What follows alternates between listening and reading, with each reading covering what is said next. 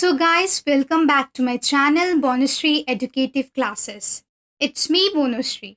So if you are new to my channel, please subscribe my channel and press the bell icon to get the notification at the earliest.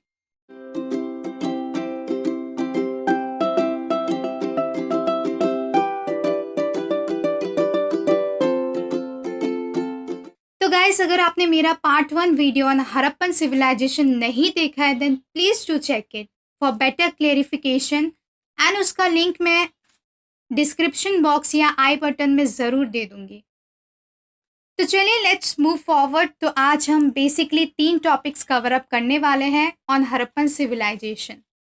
First is our craft production, second is the strategies for procuring materials, third is the seals, weights and measures. जैसे कि मैंने part 1 video में ही पहले का सारा topic discuss कर दिया है, so let's move to our next topic that is the craft production of Harappans. तो पहले पार्ट 1 वीडियो में मैंने बताया था आप लोगों को कि हड़प्पन्स जो थे they were generally the hunters and gatherers. उसके साथ साथ they were also been engaged in the agricultural production.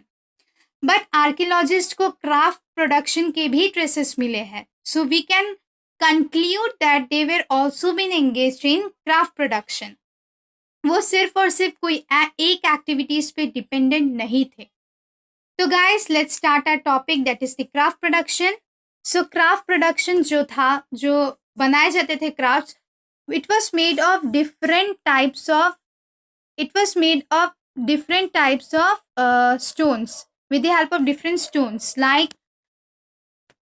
the crystal, jasper, quartz, steatites, and the metals like copper, bronze, gold, silver and terracotta. तो different stones और metal के सहारे ये beads बनाए जाते थे। So some of the beads were made up of 2 और more stone and they were cemented together. वो 2 या 2 से ज़्यादा स्टोन्स के भी बनाते थे। और जो इसका शेप्स था they were of different types, Dick shape, cylindrical, spherical, barrel shaped and segmented. और जो ये बेड्स थे गाइस, इन्हें बहुत ब्यूटीफुली डेकोरेट किया जाता था और इसमें बहुत डिफरेंट टाइप्स के डिज़ाइंस भी यूज़ करते थे ताकि ये बहुत ही ज़्यादा अट्रैक्टिव दिखे। So let's move to the next line that is, इसमें क्या था दोस्तों, बहुत से डिफरेंट टेक्निक्स का इस्तेमाल होता था to obtain the final product. और जो स्टीटाइट था guys, it was very soft stone, ये बहुत ही सॉफ्ट स्टोन था और इसको it was quite easy to work for the craft makers, क्योंकि ये बहुत ईजी था टू मोल्ड, ये जल्द ही मोल्ड हो जाता था। बट द स्टोन्स लाइक कालिनियन, जो कालिनियन स्टोन था ये काफ़ी हार्ड स्टोन माना जाता था और इसे कोई येलोइश रॉ मटेरियल्स को जला के इसे बनाया जाता था और ये एक रेड कलर का स्टोन है। ओके और इसके पीछे इसमें बहुत से डिफरेंट प्रोसेस भी थे, बहुत से डिफरेंट टेक्निक्स का इस्तेमाल करते थे, जैसे chipping of modules, flaking, grinding, polishing, drilling. ये सब करने के बाद ही एक अच्छा सा फाइनल प्रोडक्ट निकल के आता था।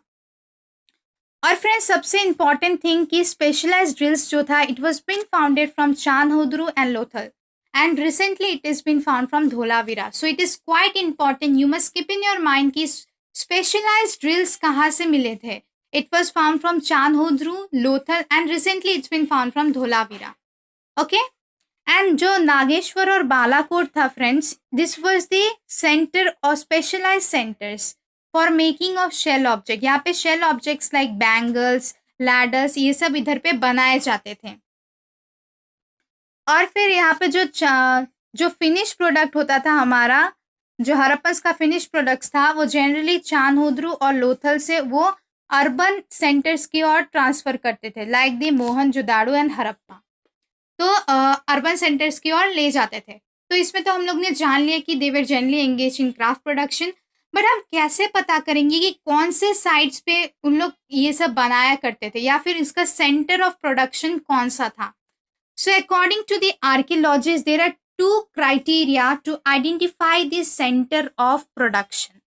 तो सेंटर ऑफ प्रोडक्शन सबसे इम्पॉर्टेंट जो क्राइटेरिया था, it was the raw materials जैसे कि स्टोन्स, मॉड्यूल्स, शेल्स, कॉपर, जिससे हम प्रोडक्ट बना सके।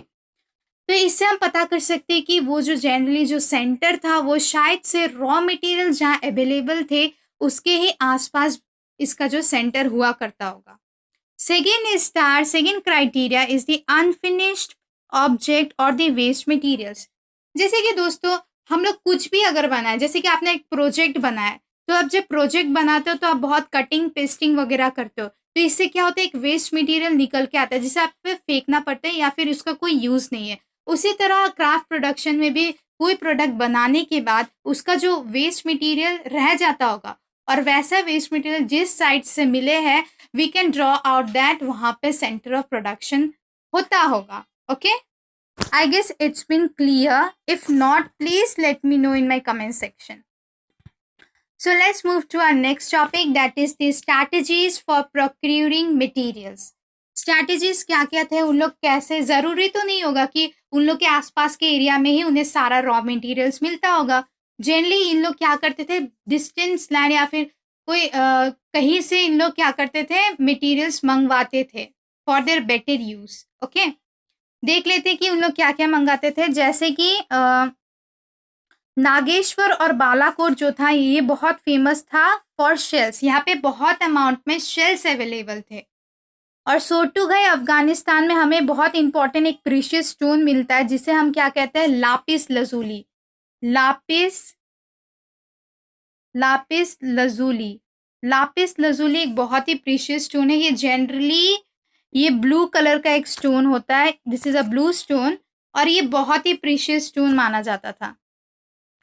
नेक्स्ट हमें जैसे कि लोथल से हमें क्या मिलता था, लोथल से जनरली हमें कार्लिनियन मिलता था। कार्लिनियन एक स्टोन है जैसे कि मैंने बताया आप सबको। और स्टीटेड जो है उन लोग साउथ राजस्थान या नॉर्थ गुजरात से मंगाते थे, और मेटल्स भी राजस्थान से मंगाते थे। इसके बिसाइड में और अलग जो रॉ मटेरियल्स है जैसे कि कॉपर हमें कहाँ से लाते थे, उन लोग खेतरी रीजन ऑफ राजस्थान। जैसे कि गाइस आप सबको पता है कि जो राजस्थान का खेतरी रीजन है it's been quite famous for copper items and for the availability of copper. And जो साउथ इंडिया था यहाँ से उन लोग जनरली गोल्ड मंगवाते थे। तो इस तरह से उन लोग अपने लोकल साइट्स के साथ उनका एक कनेक्शन था, उनका एक कम्युनिकेशन था। ओके, जिससे उन लोग अपना रॉ मटेरियल्स मंगवाते थे। तो हम लोग ने तो देख लिया कि उन लोग आसपास के एरिया से मंगाते थे, पर इसके साथ साथ उनका कम्युनिकेशन और जो था और कांटेक्ट जो था it was also with the distant land यानी मेसोपोटामिया के साथ था। उन लोग का मेसोपोटामिया के साथ जो था उन लोग का कम्युनिकेशन था।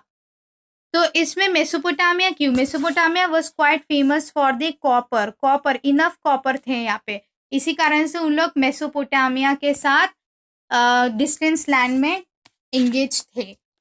इस कैसे पता चलता है हमें ये, क्योंकि एक मेसोपोटामिया का जो टेक्स्ट है जिसका नाम है Meluha, it's quite important, may come as a 1 marks MCQ that what is the Mesopotamian text, name it's the Meluha.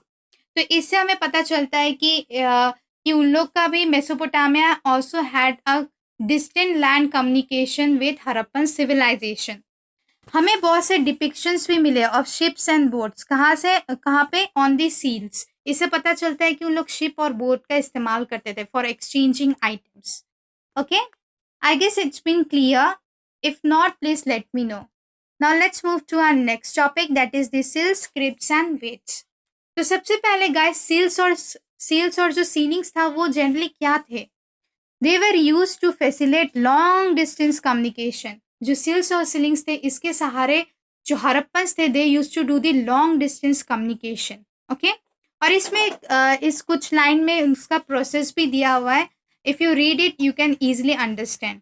So the ceiling जो था, the ceiling also conveyed the identity of the sender. जो ceiling था generally वो क्या बताता था, जो sender है उसका आइडेंटिटी हमें सील्स और सीलिंग से पता चलता था। तो इसके साथ साथ आर्कियोलॉजिस्ट को यहाँ से एनिग्मेटिक स्क्रिप्ट भी मिले, कुछ एनिग्मेटिक स्क्रिप्ट्स भी मिले। इससे हम लोग पता कर सकते हैं कि हड़प्पन्स उस टाइम में राइटिंग में भी एंगेज थे। बट राइटिंग्स जनरली क्या था, it was not alphabetical wise, जैसे कि हम लोग अभी अल्फाबेट्स में लिखते हैं, बट उस टाइम में उन लोग अल्फाबेट्स का यूज़ नहीं करते थे। They use to use different types of science. वो लोग बहुत अलग अलग साइंस के इस्तेमाल करते थे अपने राइटिंग्स में। इसमें बहुत से अलग अलग साइंस का इस्तेमाल किया जाता है। जो उन लोग ने रेंज किया, it was quite between 375 to 400। और जो लॉन्गेस्ट था उसका हमें कितना मिला है, 26 signs. Most of the inscriptions were short, ये शॉर्ट्स इंस्क्रिप्शन ही लिखा करते थे। और ये जो था कुछ कुछ इंस्क्रिप्शन जो था वो क्वाइट अनडेसिफर्ड टू डेट था, यानी अब तक उनको फाइंड नहीं किया गया होगा, या फिर उनका जो स्टेट था वो प्रॉपर नहीं होगा, कुछ फटे होंगे, या फिर किसी कोई राइटिंग ब्लर हो गया होगा, इससे हमें पता नहीं चल सका है। इसलिए बहुत से जो स्क्रिप्ट्स थे they were undeciphered to date. And बहुत इंपॉर्टेंट थिंग जो इसमें नोटिस किया गया है guys, it was that they generally use to write from right to left. Normally हम लोग कहाँ से लिखते हैं, from left to right, but the Harappans use to write from right to left. और इसका वेराइटी ऑफ राइटिंग्स हमें मिले हैं, फ्रॉम सील से, कॉपर पे भी दिखा है, copper object, terracotta tablets, jewellery, bones and rods. So चलिए let's move to our next topic, that is the weights.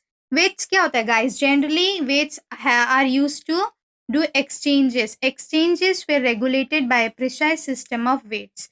Weights हमें एक्सचेंजेस में हेल्प करते हैं। तो जनरली ये क्या थे? They were made up of stone called chert and generally cubical with no markings. तो इन लोग वेट्स जो था उस टाइम में कैसे था, वो it was made up of stone, और स्टोन का नाम क्या था? चर्ट। और ये जनरली क्यूबिकल शेप में हुआ करता था, इसमें कोई तरह का मार्किंग्स नहीं था। अभी के ज़माने में हम देख सकते हैं कि वेट्स पर मार्किंग्स है, बट उस टाइम में देयर वे नो मार्किंग्स। और वहाँ पे लोअर डिनोमिनेशंस जो था they were generally binary, 1 2 4 8 16 and so on.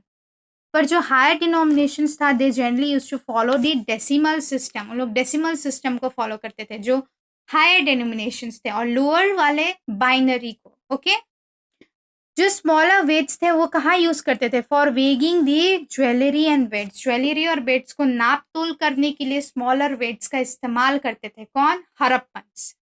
तो इसके साथ साथ आई गेस आप सबको सब कुछ समझ में आ गया होगा कि हड़प्पन्स जो थे वो फूड गैदरर्स, हंटरर्स, एग्रीकल्चरलिस्ट, इसके अलावा भी they were also engage in craft production. और इसका हमें ट्रेसेस और सोर्सेज भी मिल चुके हैं। सो आई होप आपको ये जो आज का वीडियो है ये समझ में आया होगा। इफ़ नॉट, जो भी आपका डाउट हो, जो भी क्लेरिफिकेशन चाहिए हो, please let me know in my comment box and I am always here to help you out. और गाइस इसके बाद हमारा 3 टॉपिक बच जाता है, which I am gonna upload in my next video as part 3. So stay tuned. And if you like this video, please subscribe my channel. Please hit the like button and share this video.